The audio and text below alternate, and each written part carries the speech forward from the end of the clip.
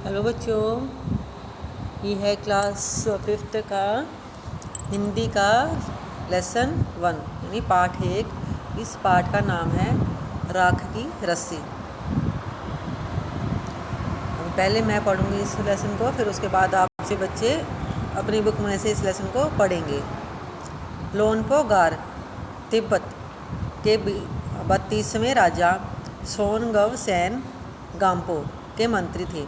वे अपनी चालाकी और हाजिर जवाबी के लिए दूर दूर तक मशहूर थे। कोई उनके सामने टिकता न था। चैन से ज़िंदगी चल रही थी, मगर जब से उनका बेटा बड़ा हुआ था, उनके लिए चिंता का विषय बना हुआ था। कारण यह था कि वह बहुत भोला था। होशियारी उसे छूकर भी नहीं गई थी। लोनपो गार ने सोचा, मेरा बेटा बहुत सीधा साधा है, मेरे बाद इसका काम कैसे चलेगा। एक दिन लोनपो गार ने अपने बेटे को 100 भेड़ें देते हुए कहा, तुम इन्हें लेकर शहर जाओ, मगर इन्हें मारना या बेचना नहीं। इन्हें वापस लाना 100 जौ के बोरों के साथ, वरना मैं तुम्हें घर में नहीं घुसने दूंगा। इसके बाद उन्होंने बेटे को शहर की तरफ रवाना किया।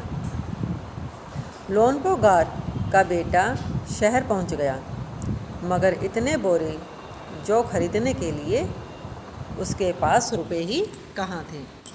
वह इस समस्या पर सोचने विचारने के लिए सड़क किनारे बैठ गया, मगर कोई हल उसकी समझ में ही नहीं आ रहा था। वह बहुत दुखी था। तभी एक लड़की उसके सामने आ खड़ी हुई। क्या बात है, तुम इतने दुखी क्यों हो? लोनपो गार के बेटे ने अपना हाल कह सुनाया। इसमें इतना दुखी होने की कोई बात नहीं, मैं इसका हल निकाल देती हूँ।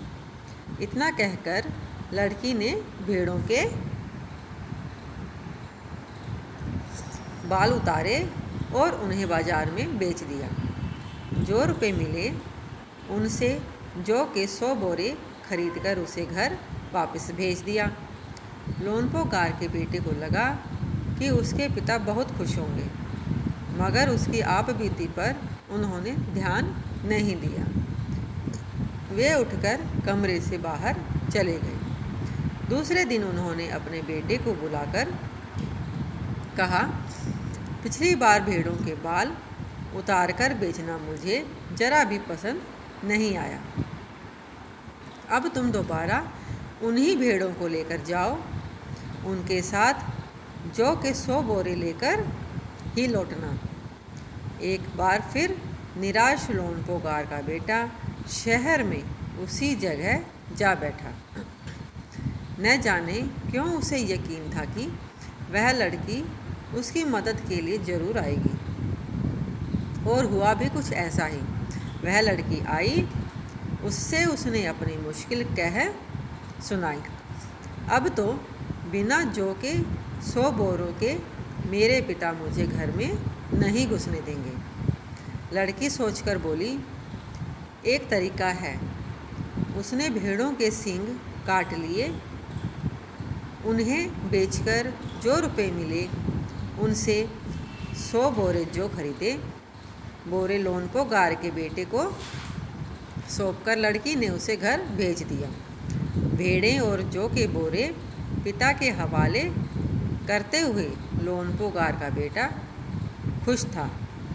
उसने विजयी भाव से सारी कहानी कह सुनाई। सुनकर लोनपो गार बोले, उस लड़की से कहो कि हमें 9 हाथ लंबी राख की रस्सी बनाकर दे। उनके बेटे ने लड़की के पास जाकर पिता का संदेश दोहरा दिया। लड़की ने एक शर्त रखी, मैं रस्सी बना तो दूंगी, मगर तुम्हारे पिता को वह गले में पहननी होगी। लोनपो गार ने सोचा, ऐसी रस्सी बनाना ही असंभव है, इसलिए लड़की की शर्त मंजूर कर ली। अगले दिन लड़की ने 9 हाथ लंबी रस्सी ली, उसे पत्थर के सिल पर रखा और जला दिया। रस्सी जल गई, मगर रस्सी के आकार की राख बच गई।